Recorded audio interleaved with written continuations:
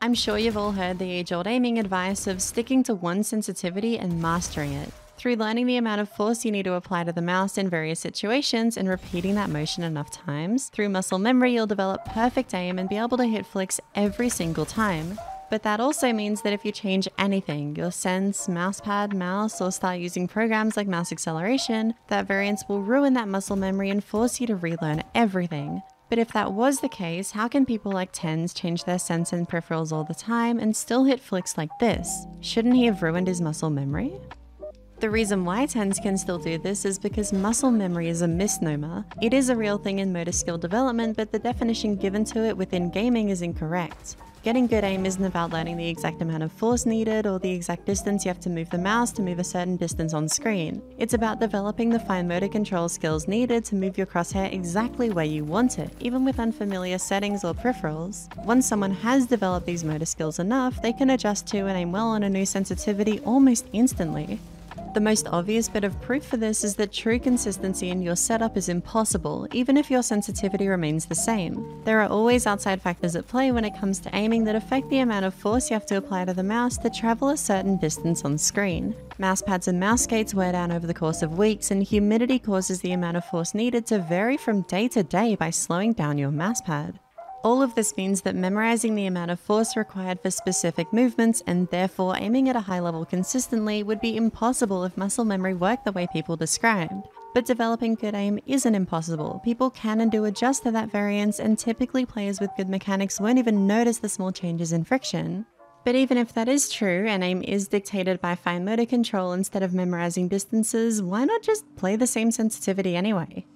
The short answer is that you should think of your sensitivity as a tool. Each has different strengths and weaknesses, and since changing it doesn't hurt your aim, we can select the sensitivity best suited for what we are doing. The clearest example of this is swapping between different games. The average sensitivity among pros is much faster in Apex than it is in Valorant because of the distinct aiming style required for each game, with Apex having much faster movement speed and putting you in situations that need wide-angle aiming much more often than Valorant does. If you played at a very low sensitivity in Valorant and wanted to pick up Apex, it wouldn't make sense to keep your sensitivity the same for that reason. It's better to change to a different sensitivity that is more suited to the game. The same logic applies for roles within games. It's fairly common for Overwatch players to have different sensitivities for different characters, since what is optimal for each varies so heavily. Even in Valorant, some players switch sens depending on if they're attacking or defending. Holding angles is something that benefits a lot from the stability that a slower sensitivity offers, and you'll do this way more often on defense. Whereas on attack, you'll need to react to people in unexpected positions and clear angles very quickly, which is much easier when you don't have to throw your arm across the mousepad for every single angle. On top of that, there is actually a study which shows that changing sensitivity is good for developing new mechanics. I've linked it in the description if you're interested, but to summarize, there were 3 groups of participants which had to complete a task which involves squeezing a device to move a cursor across a monitor. The first group completed 1 training session per day, the second completed 2 sessions per day 6 hours apart, and the third did the same but with one key difference: the amount of force needed to move the cursor changed between sessions. The 3 groups are all tested again the next day, and while both Group 2 and 3 outperformed Group 1, to quote, "The gains in performance, such as a speedier and more accurate completion of the task, nearly doubled among those in the group who were given the altered second session." This also lines up with common advice given to people looking to break through aiming plateaus, which is basically just to change something up. This can be anything: sensitivity, peripherals, even something like changing my mentality has gotten me out of slumps before.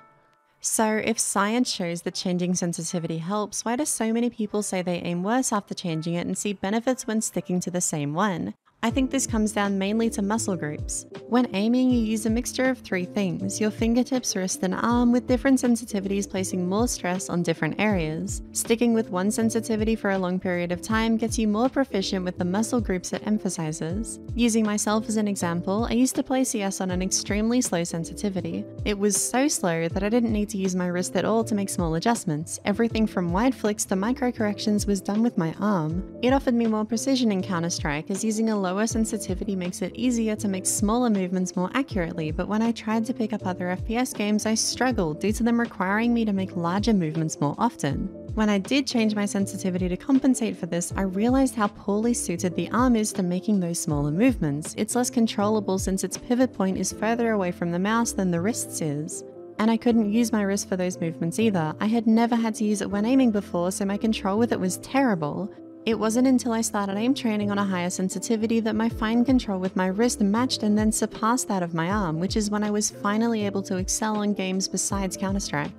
This also demonstrates another benefit of changing your sensitivity, which is its potential use as a training tool. Since some sensitivities are better suited for different things, we can do the opposite and use a suboptimal sensitivity to emphasize and improve on different skills when training.